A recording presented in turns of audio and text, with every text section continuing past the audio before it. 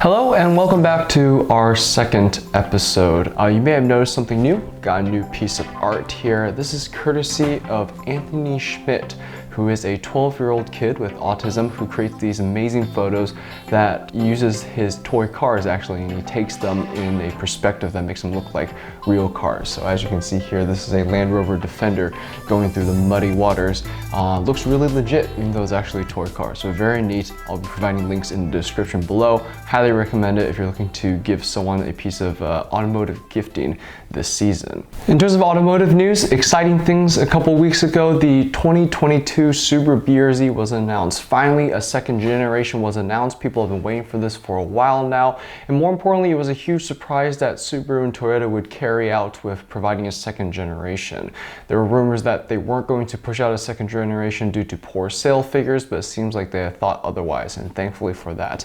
A couple key specs on the vehicle. It is still naturally aspirated, no turbocharger. I believe that's always going to be naturally aspirated.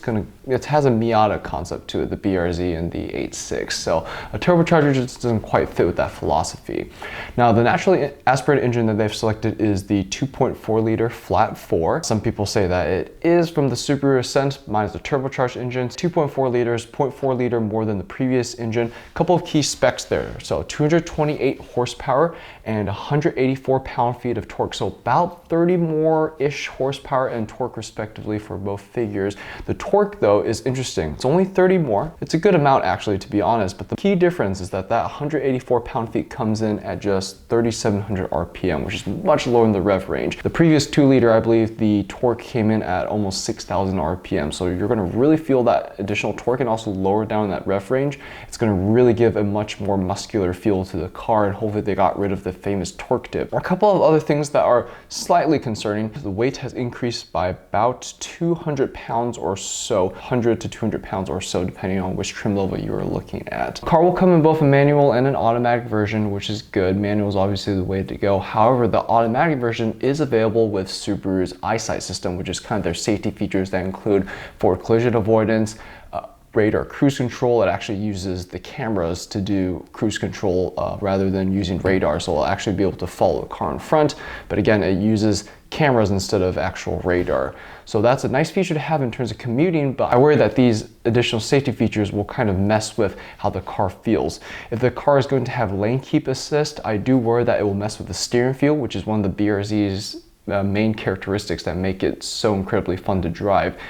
When you're having additional features such as lane keep assist, there's additional motors and gears that are involved with the steering system. And what that means is there's just that many more components that are in between your steering wheel and the actual steering rack itself, which messes up with any type of communication or feedback that you may get from the steering.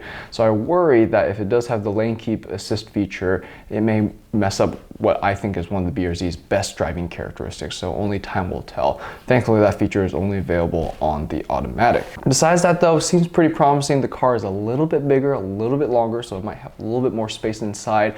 The interior is also slightly updated as well. It is a different design, but inside the general feel of the cabin is very BRZ. You can tell where the lineage comes from.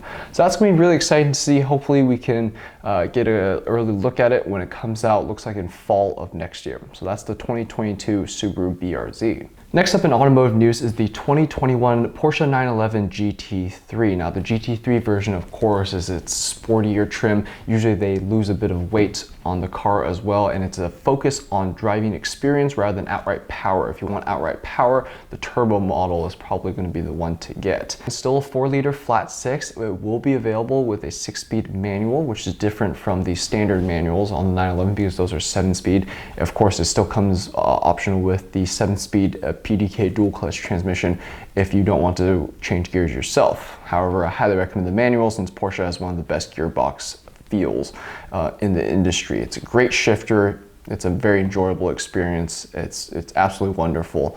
Doesn't make the car any faster. Of course, the PDK is still going to be the way to go if you're looking for those absolute fastest times on the track. But if you're looking for a authentic driving experience, the manual is definitely the way to go. The manual option does get the benefit of being able to completely turn off any type of rev matching this year. Apparently, the previous models, you weren't able to turn off the rev matching.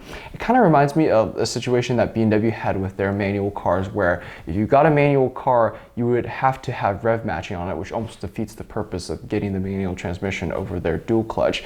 The only way to disable the rev matching is by turning off the traction control completely. So then you have to be put into a position where you're choosing between a car with no traction control but a fully authentic manual experience, or a watered down manual experience with the benefits of traction control.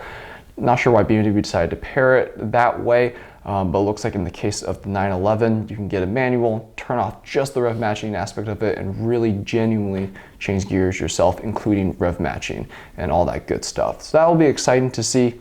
It'll be exciting to see what type of performance improvements are coming with this generation as well. For our unique used cars that are on sale this week, we have a 2007 Volkswagen Touareg V10 TDI. So this is the diesel version of the first generation Touareg. Very, very famous engine. This engine had over 500 pound-feet of torque, 310 horsepower. This engine was famous for being able to pull a Boeing 747, and I believe the British car show Fifth Gear was responsible for pulling off that feat. Absolutely incredible engine. It was an interesting time in the early 2000s. Volkswagen put crazy engines in all of their vehicles. Apparently the Touareg was available elsewhere in the world with a W12 engine. The V10 diesel was the most powerful engine that we had in the US. Other crazy things that Volkswagen did also was putting the W8 into the Passat as well.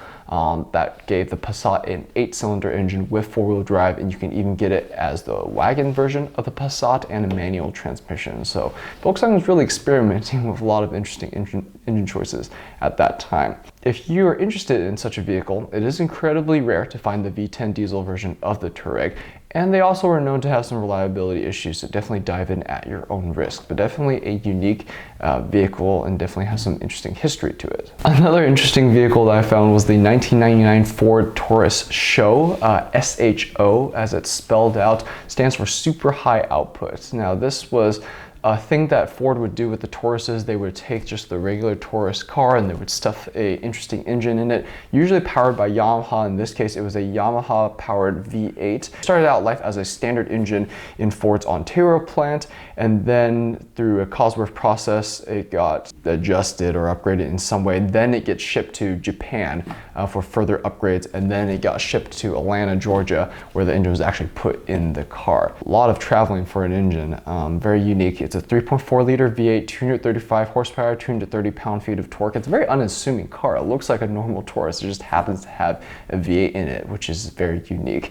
Not sure how the market is doing on these vehicles. It seems like a car that just not that well known just yet among enthusiasts, but the people that want one. This one has 6 days left. It's already at 4,000 bucks. So I expect that to continue to go up. So very unique car. It's not a car for everyone, but it's definitely more interesting than a standard Taurus, which is otherwise a very unassuming rental level vehicle for that generation. Now finally, we have something that really stirs my heart, which is the 2001 Acura Integra Type R. Now I really wanted one of these in high school, but even back then, they were worth a pretty penny. Most of them came with rebuilt titles because they had been stolen and then recovered. Not necessarily all of them had been in accidents, in fairness, but rebuilt titles were issued to a lot of them because they were very easily stolen, and then oftentimes an insurance will total out a vehicle when it gets stolen due to the amount of cost it takes to basically put the vehicle back together.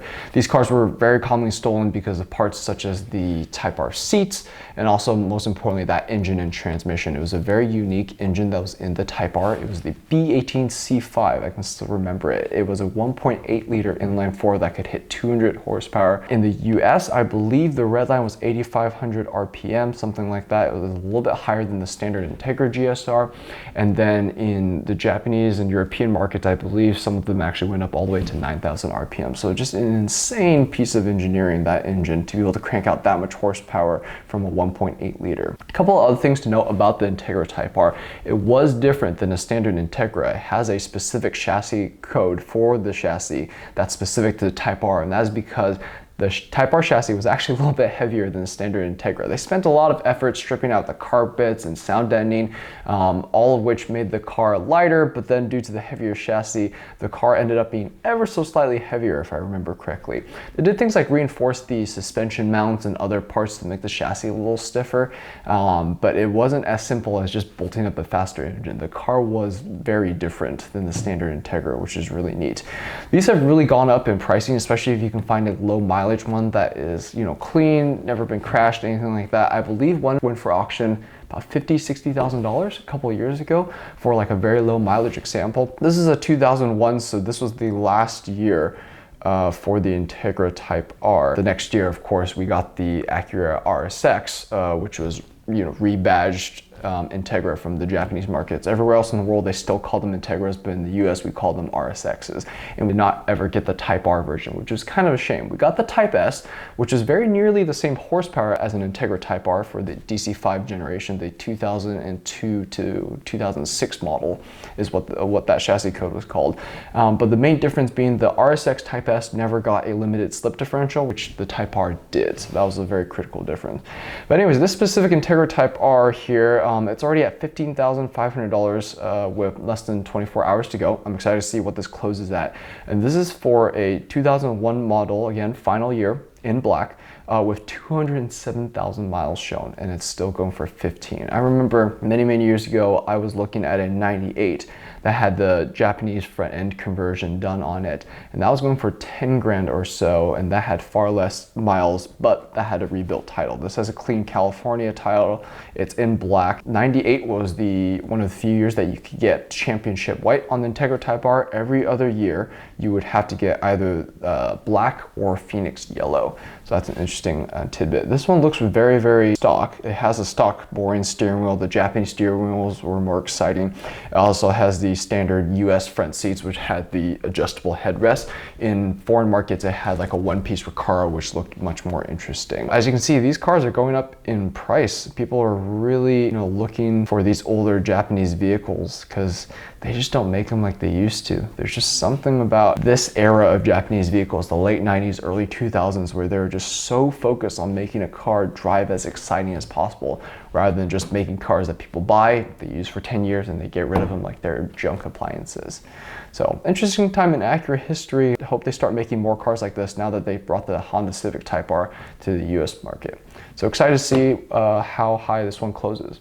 And that's it for this week. Everything that we talked about, I'll be providing links in the description below. If you have any questions or comments, feel free to leave them below and let us know if there's anything else or other type of subjects or stories that you want us to cover in the future, and we'll be happy to do so. If you want to see more videos like this, go ahead and click the subscribe button, also click the like button, and most importantly, click the bell button as well to be notified when we release new videos. Beyond that, hope you enjoy the rest of your week. I hope you stay safe and take care.